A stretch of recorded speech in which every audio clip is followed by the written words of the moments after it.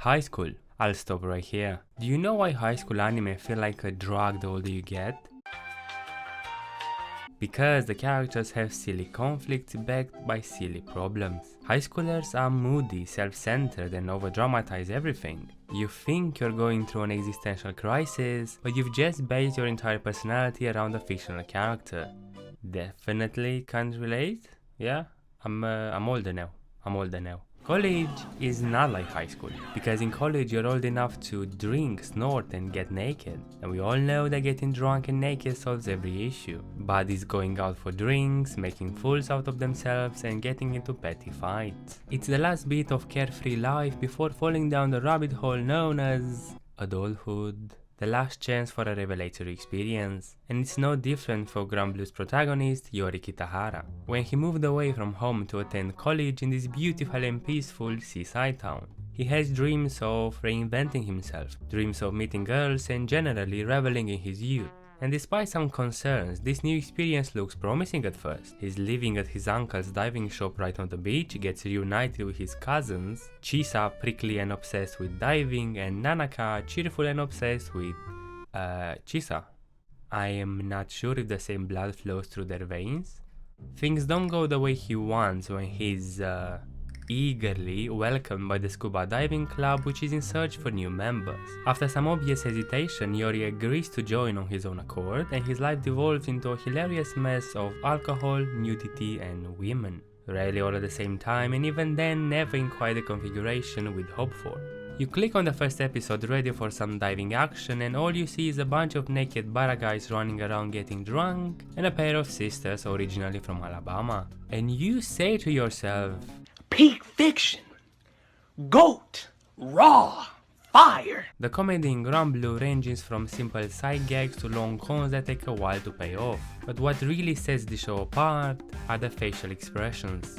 Seriously, they are the funniest shit I've ever seen. Nothing beats the details and timings of these expressions. And that's not even mentioning how insane they look in the manga. The first time I saw Yori's face, I almost choked on my oolong tea. And while the visuals are incredible and definitely a huge trend of Granblue, they're still the salt and pepper of a steak. The meat is the characters. Every one of them is the opposite of normal, and that makes it easy to manipulate any situation into a funny one. You have this gorgeous looking hardcore otaku guy who, despite being in college, dreams of having a harem full of high school girls that worship him.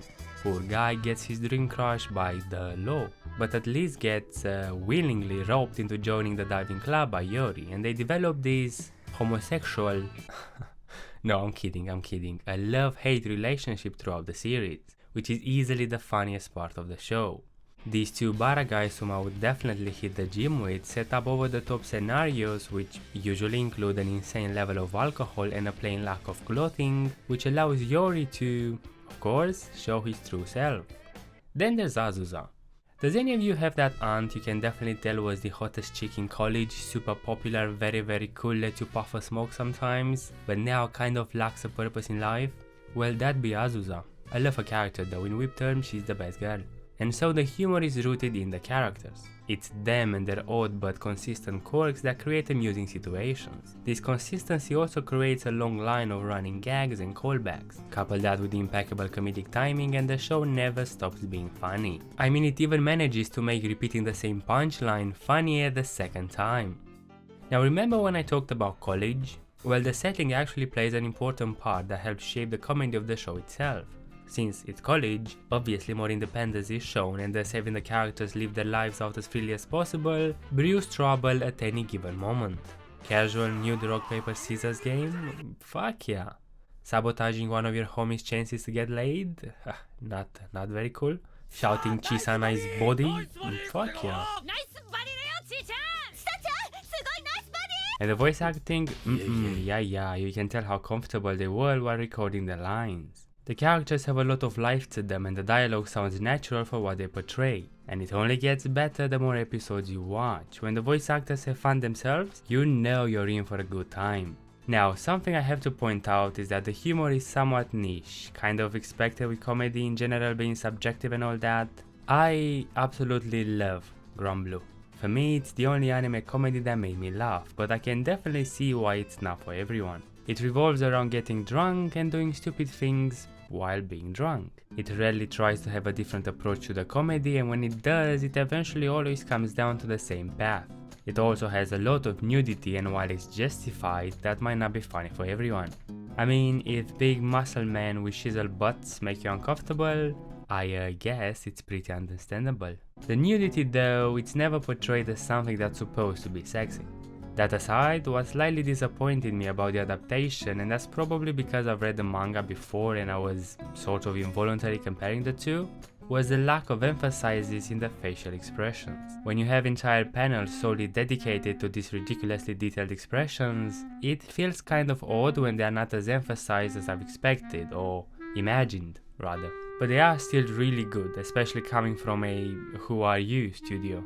Grand Blue made me laugh a lot, and I can't say that about any other anime. I've watched a fair share of comedies, more than I'd like to admit, but nothing comes close. I love Konosuba. It made me giggle plenty of time and I had a great time watching it, but I didn't find it that funny. It was more like a constant dose of feeling good, if you want, that made me blow it through my nose, but laughs? That's Grand Blue's job.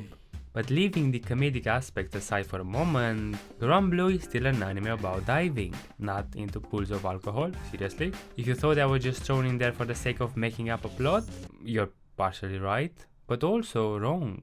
The show dives into Yori's fear of water, his inability to swim, and the other characters' passions. It teaches you to be authentic, be yourself. It's the key theme that gets brought up every so often throughout the series. It doesn't matter if it's diving, anime, or nude rock paper scissors, each character proudly wears their passions and are not the least bit ashamed to enjoy themselves. So be proud of your passions.